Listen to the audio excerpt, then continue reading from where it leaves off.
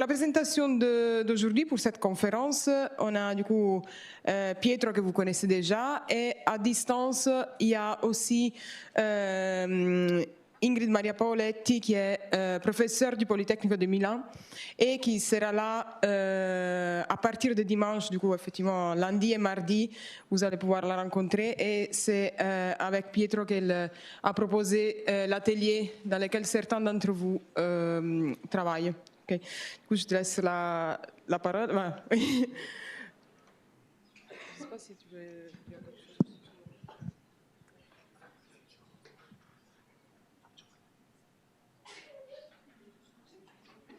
quelque chose. C'est moi. Si, we can hear you, yes. See? Oui. I can start? Yes, thank you. Okay. Okay. So, hi everyone. Je peux commencer un peu avec le français. Quand je serai là, ça sera français, ça ira bien. Mais pour les leçons, je suis un peu rouillée. Donc, je vais faire la leçon en anglais. C'est parce que peut-être quelqu'un, je ne suis pas sûre s'ils sont tous francophones, je ne sais pas. Et en tout cas, je remercie pour cette invitation. Et I look forward, je ne sais pas comment c'est en français, d'être avec vous lundi et mardi. I will share the screen and then maybe we can at the end do the question in French. I don't know what's best for you.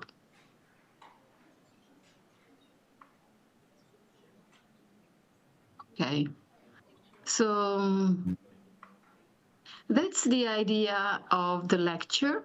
I selected it because as a proposal, as a brief, we decided with Pietro and Francesca to work on what does it mean today to work with matter.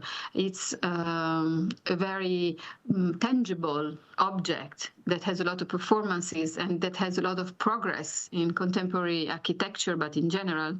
But at the same time, it has a lot of symbolic values that sometimes we give for granted, that we don't see, but we thought it could be very interesting to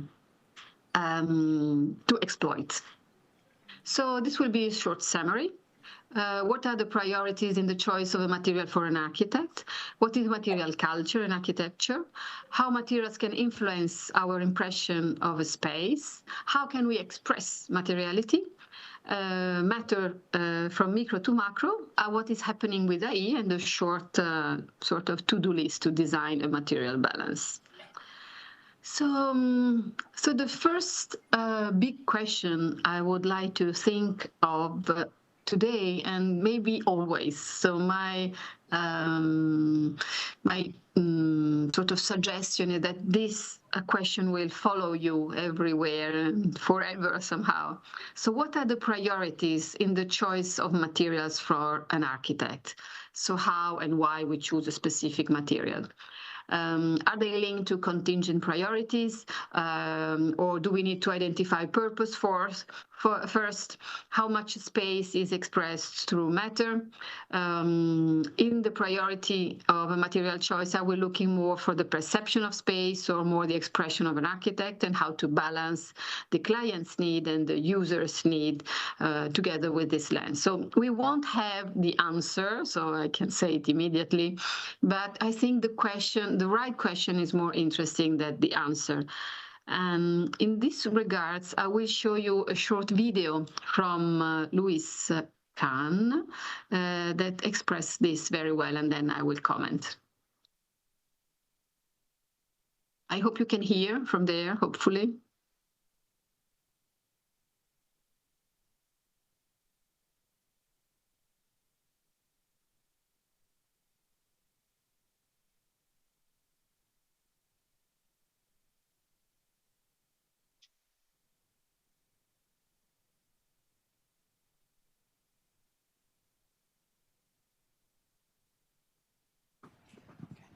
Sorry, Ingrid, we cannot hear you. There is no sound. Okay. Maybe there is a way to... Okay. If you're connected, I can share the link. Could this work? Okay, let me share the link 1 second. Because I think in any case, maybe I can share the link here in the chat. Mm-hmm.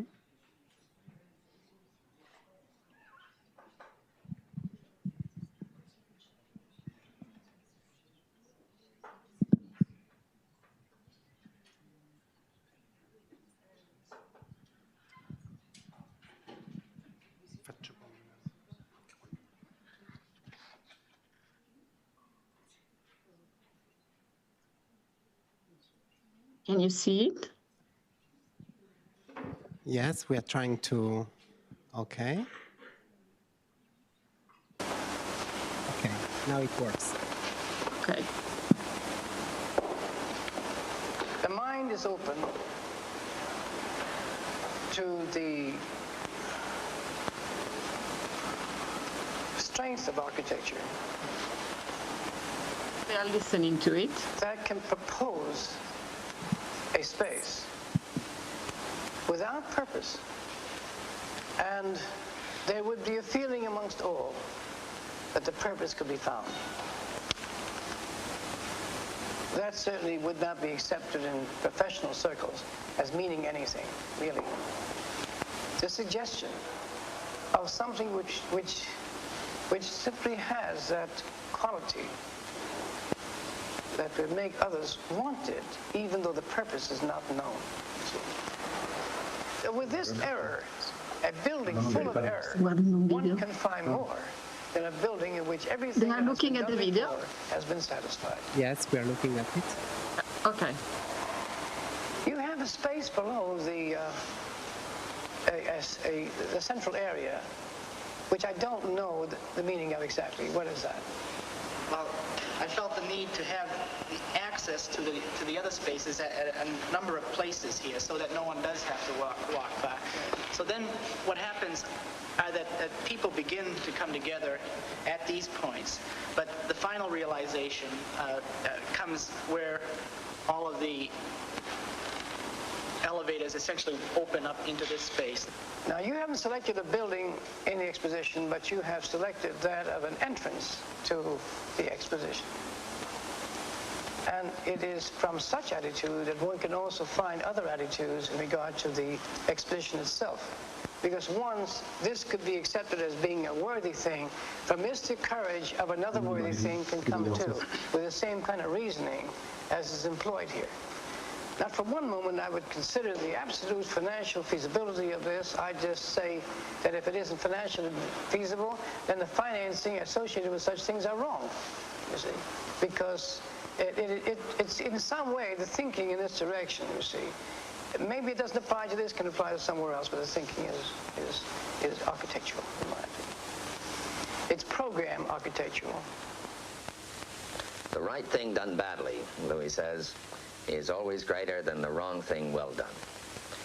And because of I think you saw it mainly. Let me go back. And he says a good question is better than the most brilliant answer. So why did I show you? He's always searched throughout his life. As I was saying from the slide before, it's much more important to, also in a choice of a material, that is the correct choice for that specific moment. So I copied here part of it. So the mind is open to the strength of architecture when it can propose a space without purpose. And there will be a feeling among all where purpose can be found. That is a suggestion of something which simply has the quality that will make other people want it, even if the purpose is not known. I think this is very important in general with a material choice, but in general with the choice.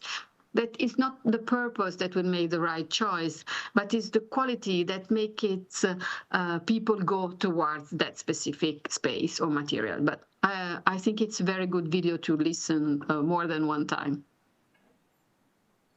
Yeah, so next.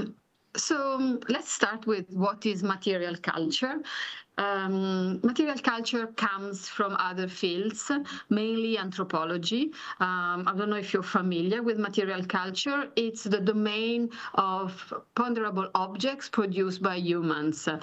Usually it's things to objects for cooking, object for working, hammers, dishes, everything that is also dresses, everything that humans produce, but at the same time it's not only a separate object from us, but it has inside the whole culture we are embedding in the design of that specific object. So it's assumed that the object is not only inherent and passive, but it's also a subject. So it's something that has inside a meaning that is very important for us as human, as we are beings of meaning.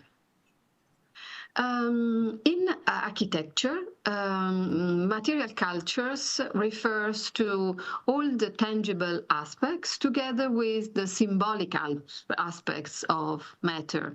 So why, for example, we imagine that a specific material has a shape, why some materials remind us of a specific culture. So it's important to understand that every material choice is very far from being neutral.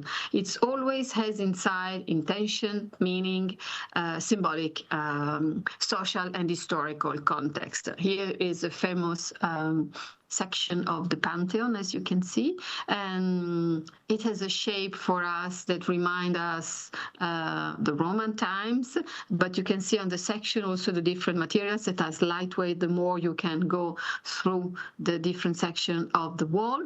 And this is a way with which also we can transfer knowledge. So material culture is a way with which the symbolic part of matter allows us to transfer knowledge. So some of the characteristics of material culture, on one side it's very local, a material coming from a specific space or place, and on the other side it's very global. It's archetypical, so it has shapes that remind us a specific material even if the material is not there anymore. And it's time sensitive, of course, because when we identify a specific period, it means that it's before, there's a before and a after. Local, I think this is quite obvious for us in architecture. So local means local resources. So which type of resources are the ones that help us to exploit a material that could be locally used. Here are some typical examples, but at the same time, which are the techniques that grows so that we can use that specific material. And this helps us to sort of optimize the use of a specific material, but at the same time, to respond to local conditions that could be, for example, environmental, adapting to comfort and protection. And I think this is part also of the exercise in the workshop, is sort of tracing lines. I don't know if you know the famous anthropologist Tim Ingold, who had made a nice book that is called The Brief History of Lines. And in this book, we can really show and see some lines that comes from a material, where it comes from, where it goes, how it is transformed, how society has transformed it, and how it can assume a specific meaning because of the path he made. And I think this is very important today to be linked to roots somehow. So we also are sustainable in looking at roots. Of course, material culture is also global because there are some sort of figures that comes and that remind us the society in which we are. This is the most typical one, skyscrapers, but we have the same for structures, systems, frameworks. So it's an immediate and recurrent material that can sort of make us understand we are in the present. Archetypes, it's another very typical characteristic of material culture. What are archetypes? Archetypes somehow are the abstraction of a form, so because the material has been so much optimized that we can even forget it somehow. So these are some examples: the arch, the shell, or we have the hut, for example. It's another very typical material culture archetype. But what do we need? Why archetypes are helpful? Because they are fast. We can immediately get what they want to tell us. The hut is protection. The arch is beauty somehow, or universal laws of mathematics and of equilibrium. And they give us sort of relaxation because we understand immediately where the shapes come from. So we don't have to make the effort as human beings to be sure if it statically will be there, if it will work, because we have a lot of intuitive equilibrium in our way in which we see things, so that, for example, the arch, we immediately understand that it will be stable from an engineering point of view. So why do we use archetypes? Because they can give us a feeling, they can give us a sense of place, and they can be linked to a material, but even not specifically. Another way of looking at archetypes is the one from Aby Warburg, and they are called pathos formel. In this case, what did he do? Instead of working with the same shape and changing the material, he tried to put together feelings. So he said maybe some objects can have the same feeling, and we can put together images that remind us a sort of culture and material culture, even if we don't have the same material or the same shape. If you go online, you will see a lot of them, and this maybe could be an inspiration for the collage, for your work. So it's not only the specific one, but it's more what comes into your mind as an imaginarium, because everything that is around you, that is physical, has been first imagined. And the exercise to use, for example, a line, as Tim Ingold is saying, to put together things, I think it's a very big boost for creativity. For example, here, the topic is the conquest of the sky, or the cosmos in Greece, or if you go online, you will see a lot of them. And I think this is very interesting. It is a sort of archetype in movement. So it's not freezed as the arch or the hut shape, but it's more a moving archetype. Another characteristics of material culture and of archetypes too is that when we change material during the evolution, we are linked to the previous shapes. If you see on the top, you can see a bridge from the 1700s that is completely in wood, because this was the technology available at the time. And underneath, you can see it 100 years later, so the 19th century. And what they did is that they used the technology they knew with the wood to adapt with steel. So you can see that in the bridge, you have a lot of parts that are not really needed somehow. They are more a sort of ornament, because there is a transition between the shape you know, that is the one of the arch that is helpful for a bridge, the material you have, and the techniques. And this is quite interesting because it shows how different material culture are so embedded that sometimes they become abstract archetypes, or even they can inform the design. Because at the very end, what is important in this gaze at matter is how we use it, why we use it, and how can we express them at their higher potential. Of course, time. What stays in time? It's another big question in materials, but architecture in general. And it's always quite difficult to imagine how. Who knows how they were satisfied in the past? So why things stays and why they don't stay? And this is a nice paper on what we call forgotten histories. Sometimes some materials are faster to move because of different socioeconomical conditions, and sometimes they stay in a sort of background because they don't have the chance to become a building or to become material culture, but this doesn't mean they are not part of our culture. So my suggestion is also in your exercise to look maybe at forgotten histories or something that has gone and why, and to imagine this idea of linking together stories and materials up to now, and maybe looking a little bit at the future too. Here, I think it's quite interesting because you can see the roots of the past. He calls it a branch of multiple presents, so a lot of possible things that can happen in the present. A sort of circular time where you go back and you link to the roots. This is an African diagram, so they call it Sankofa. It's a sort of epiphany, I would say, of the present. And then a lot of projected future that inform everything. And this is the same when we try to imagine a material and look at his biography. We have some roots we see, we have some roots we don't see. They have possible future. I think also in the idea we had of let you work on these biographies, is what's biography? It's a sort of a present that has inside everything. It has inside the history, the past, what it could be, culture, sensation. So how can we stay in the present while keeping all these elements together?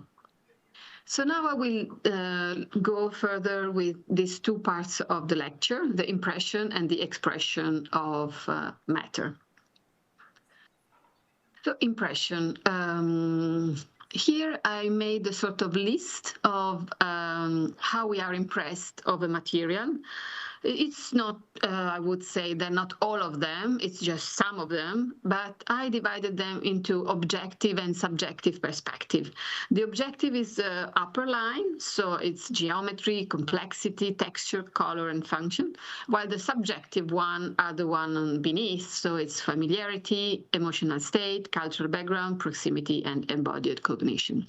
I will go through. So now the idea is you will see first here how a material is impressing us, and then in the second part you will see how to express it somehow.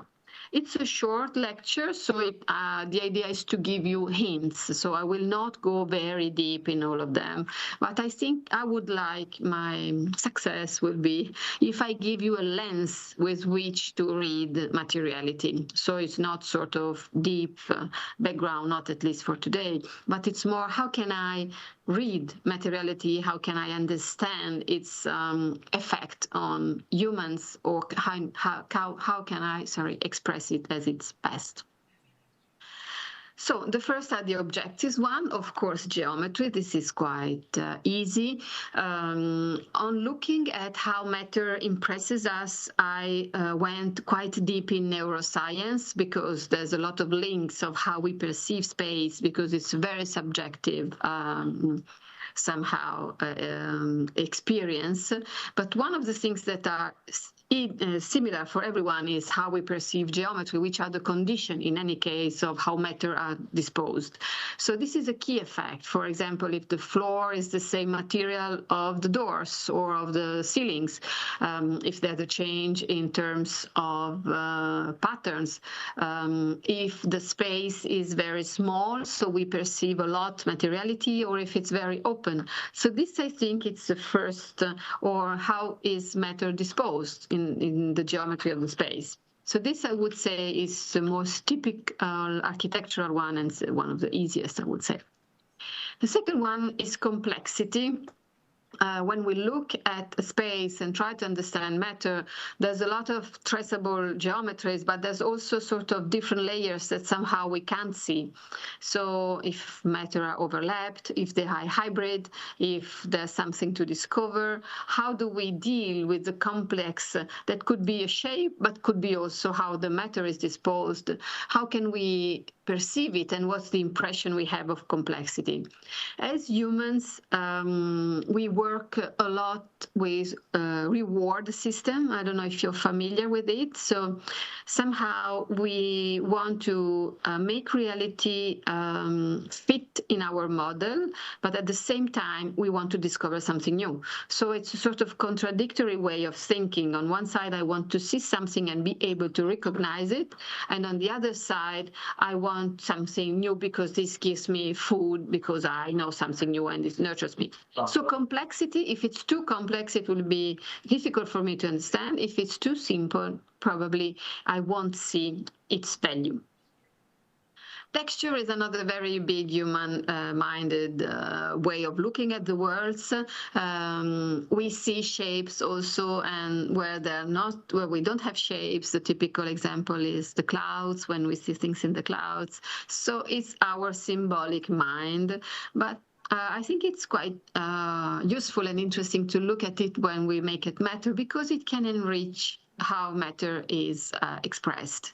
So the impression we have of a space, it immediately goes with patterns we know, with patterns that afraid us, with patterns that remind us nature, artificial, and even maybe scare us. We made a research with a student a couple of years ago where we made this ball that was changing to a very flat surface to a very rigid and rugged one. And we saw that when it was becoming sort of skinny, like a snake skin, people were much more afraid. So patterns and texture are also linked to our natural environment, I would say. The more we feel somehow that they are proportions, the more we feel they are good, the more they are strange, the more we fear there's something that is not working. Color, we always tend to think as color as something very naive, like if it was something, I don't know, the last things to look at, while I will suggest to look a lot at how color for us are symbolic again, before even then performative. We are linked to, of course, to all the earth colors, to blood for the red, the yellow, the light, the sun.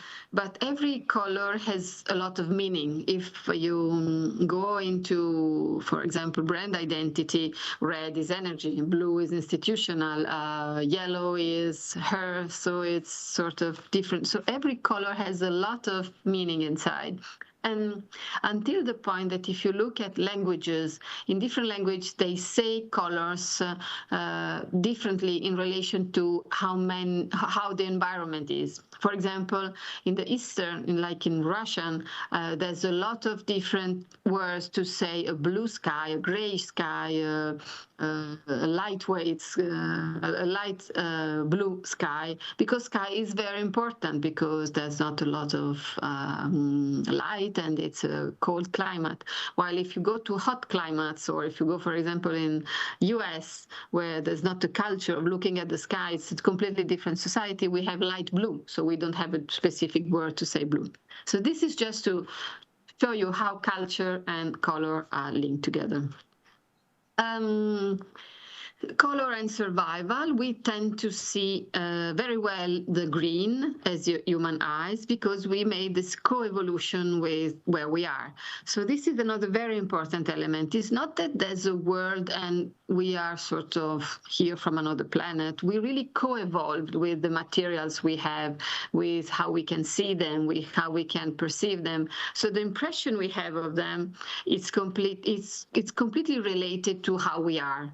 And this is also another thing that I think is useful in looking at materials. So it's not something separate from us, but it's more sort of ground where merged together the perception, the material, and what we made of it, because it's always a human-made artifact.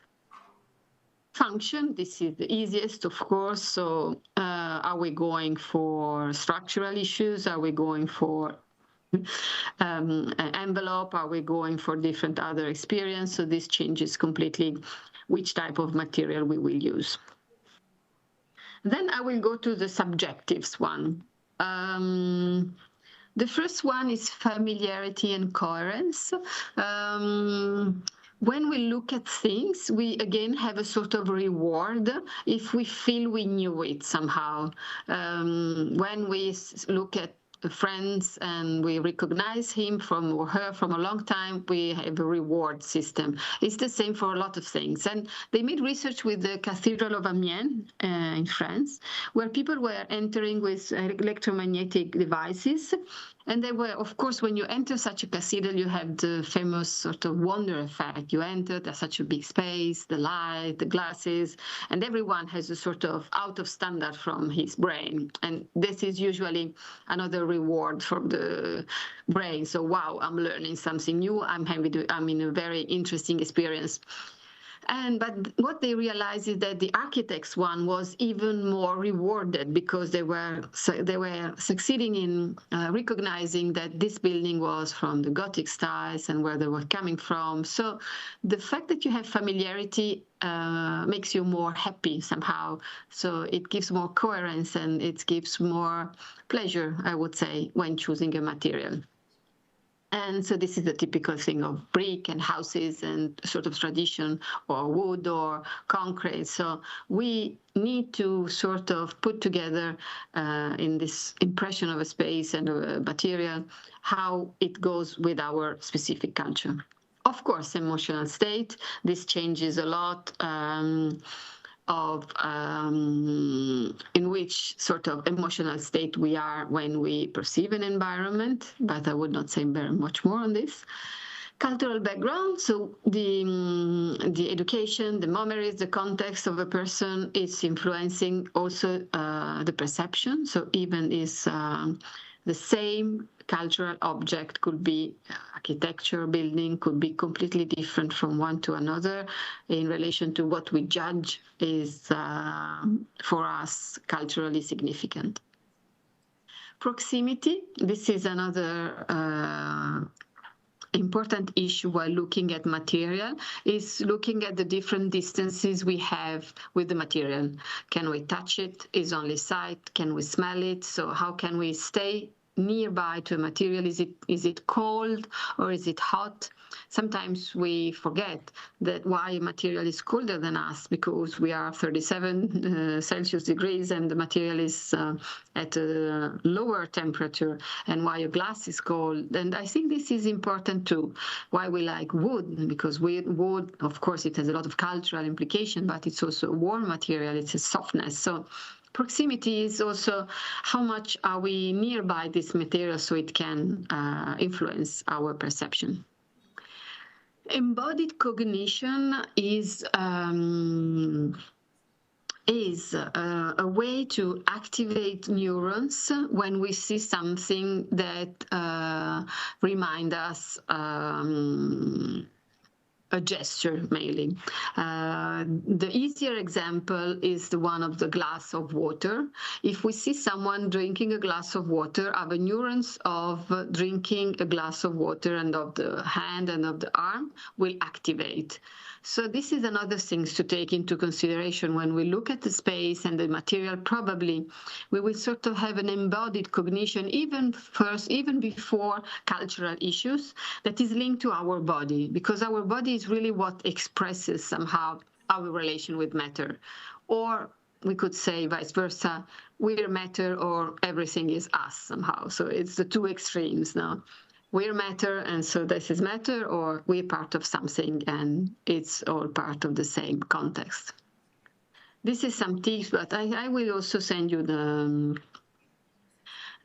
lecture. So, for example, which type of acoustics of ceilings. So there's a lot of papers looking at how different materials, curvilinear shapes, can activate our brain. And I think I don't think it's sort of necessary skill for designing, but I think it's good to know what happens when people enter a space and why they probably feel comfortable or not, why they like it or not, or which is the effect.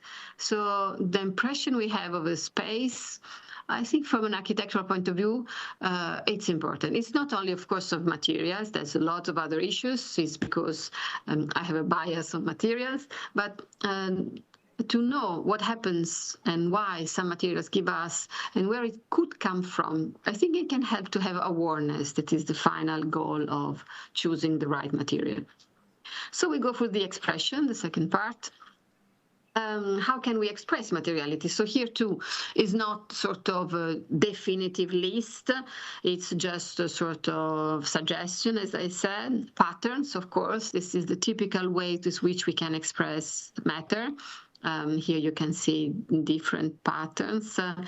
I think it's a very rich resource pattern. So maybe also in your work you could choose the material. Look where it comes from, try the resources, imagine a history of them, their sort of biography, where they arrived, where they could go, and also how patterns can, we all have patterns somehow as humans too. Here you have different shadows, proportion, because texture can also be three-dimensional. More natural one, fragmented, this is me. Plasticity, this is another big characteristic of materiality. So how much can we work with the sort of movement of a material? I don't know if you're familiar with the Mohs scale. The Mohs scale is the level of plasticity of different material, and every material can scratch the one after. So if you start from the talc is the first one, and then you can scratch the next one, the next one, the next one, until you arrive to the diamond. And this is quite useful, I think, to know also as an architect, because we understand also when we make hybrid component, which one will be more resistant and why, and which is the shape we can have, and how much we can bend, for example, a material, even if it's glass. There's a lot of glass that can be cold bended, so they can be cold bended and we don't need heat, for example. Connection, this I would say is another very big topic of materials and material systems, because in architecture we don't deal only sort of with monomaterial, and it's not sort of looking at chemistry only. It's one of the way with which we look at it, and we will go deeper in this too. But mainly is how can we connect the materials so that we have this impression of a space that is qualitative, that has a qualitative value. One of my favorite architects in Italy is Angelo Mangiarotti. If you want to go and have a look at what he has done, he really sort of was able to take out of matter beauty and poetry, I would say. And he was saying that matter, when you succeed in finding the right form of matter, it becomes truth somehow. So here, for example, is concrete, and he tried to make a very lightweight structure or to work on pillar and beam with a material that is more traditional, but looking at the techniques that it has at that time of prefabrication, and also reinterpreting history, so making more classical columns on the right. So two systems, columns and beam. The one is with round beams and a very big beam that becomes the ceiling. On the other side is more beam and transoms, but the idea is similar. Let's try to use the material as much as we can so that the junction become also part of the study of the material system.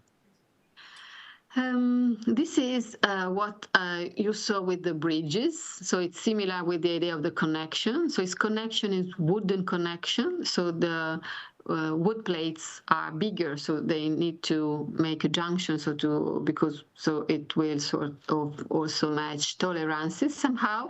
And on the other side, you can see Frank Lloyd Wright, who used the same techniques, even if not needed somehow. But it's a sort of reminder of an older technique that is this idea that the material cultures goes through history somehow, and it becomes even abstract that you use it with another material. So the junction is another, I would say, interesting point where to look at when we work with materials. These are some other examples, so curved shapes. Mass customization, this I would say is another way to express matter. So it's the idea, Jean Prouvé was one of the first using it, is using customization, but as a level of mass. So that means not at a higher cost, because customization is quite always possible, but the main issue is that it's very expensive. So if you want to do something tailor-made, you make it expensive. If you want to be something standard, you cannot customize. While I think the right match is really between the two. On one side, trying to customize matter and components, and on the other side, to make it available in terms of correct price. Here is 3D printing. I think you will also have with Olga some 3D printing. It's, again, this idea that you can customize, but you don't need tailor-made techniques. This was another project similar to Shop Architects in Milan in ceramics. And I think it was very interesting because it was looking at extrusion, but with a material that is very hard as ceramics. And so, but making components all different and try to assemble it in an interesting shape. So using customization as a way also to make mass-produced components. These are some tricks, I call them, so how to use matter. And then, for example, this one, it's a handle to enter in a house. So it's quite interesting. It's an intercom. Or some parts of the facade where you can put your, so this is fun. Okay, so before closing, I think I can give you some suggestions on the contemporary of how to look also for your project, I think, hopefully. One thing I would like to reflect on is this absence of borders somehow between micro and macro. Because if you look at microscope at materials, I sort of challenge you to imagine which one of these two is natural and which one is artificial. One is concrete on the left and the other one is straw. So you see that when the smaller we go, as Feynman, the famous physician, say, the more the world tingles somehow. It becomes the movement. So this is important because we can really try to understand also at the micro level what happens when we put together the different materials and how they are made somehow, give us some suggestion on the biography, I would say. So, but at the same time on our way of perceiving, because of course, if we can imagine to have this at the micro level or at the micro level, it changes our perception. This is, for example, wood. So you can see all the holes coming from the wood. And I think it gives some more information somehow, because what I think today is crucial when we choose a material is two things. I hope you remember from all this: awareness and information. The more you are aware of how things are made, where material come from, their performances, their symbolic value, the more you can probably use it in a qualitative way, as Kant was saying. The other thing is the informations, how awareness is built. Awareness is built by the lot of information you had during time and the way you succeed in using them every time to make your decision somehow. So the fact that you can read a matter from a geopolitical, resources, microscope, material culture helps you in using the awareness to decide which material is best for my project. I hope this is a sort of short summary that can help you. Periodic table, I would suggest for you to have a look at it, because when we look at the periodic table, if you see where all matters comes from, you see how much they come from metals, because it's the yellow one, so this is easy. And where metals comes from, they come from our rocks, so they come from earth. So everything we do is really coming from earth, becoming metals and becoming something else. Besides the gases and a little bit of non-metal materials, I think this is one of the real way with which we can connect somehow the earth and what we work on. change of state, I won't go with.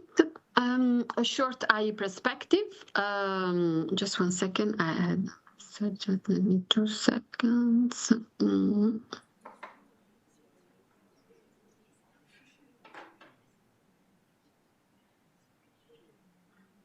Okay.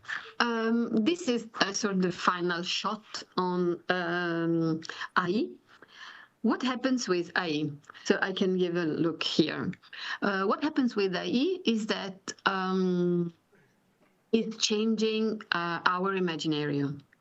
Whatever is made, if you look around you, where you're seated, the video,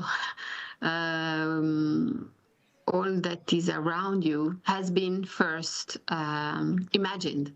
So while we look at these materials, for example, they sort of doesn't work with gravity, or they doesn't look with a specific performance, or they change completely. I think this is a big, important help, I would say, to maybe imagine something new in relation to materiality. Of course, some of them are a little bit too much pushed and unreal, I would say. But at the same time, I think it's a very good opportunity that our imaginarium is not only made by what we experience or what we have seen, but also of a sort of fluid and imaginary that comes from a dreamy subconscious that is in the net that can inform also how we think of materials. So I suggest also for your work, then when you look at biographies, you could also work with a sort of artificial biography of your subject.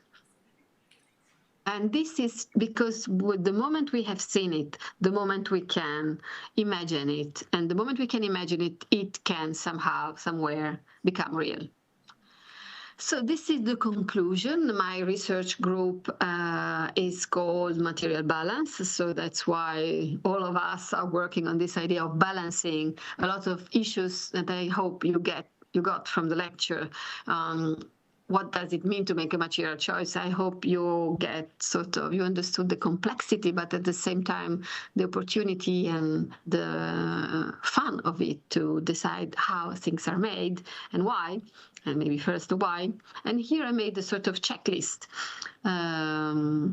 because it's always very difficult to be contemporary. I think this is the main issue. If you look at the picture, it's a picture from the 20s. They were thinking of how technology will be in the future. So they sort of understand the idea of a video call, but at the same time, if you can see, they use the devices of that time. So a mirror, a phone, and nothing more. So my checklist will be to look around and sort of listen which is the context in which you want to work, to imagine what is the sort of message you want to give or what are the desires, of course, you feel. Choose the material, check its roots, of course, this is the first issue. Then work computationally, so try to modify it, imagine how it could be. Work manually, because this is another thing that changes completely the perception of gravity, of density, of weight. Start to design your material system. Think at how it represents, of course, contemporary material culture. What does it tell me? What does it tell to others? Try to give an answer, and then I would say start again, because as Khan was saying at the beginning, it's much more interesting to have a good question than a good question with a wrong answer than a wrong answer, than a good answer with the wrong question. So I think that's it.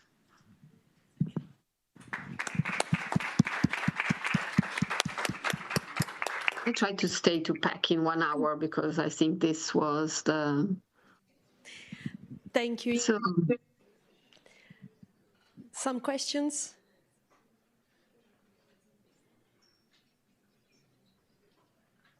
I will share the lecture too, so they maybe can use it for the exercise if helpful. And I hope I have given some suggestions.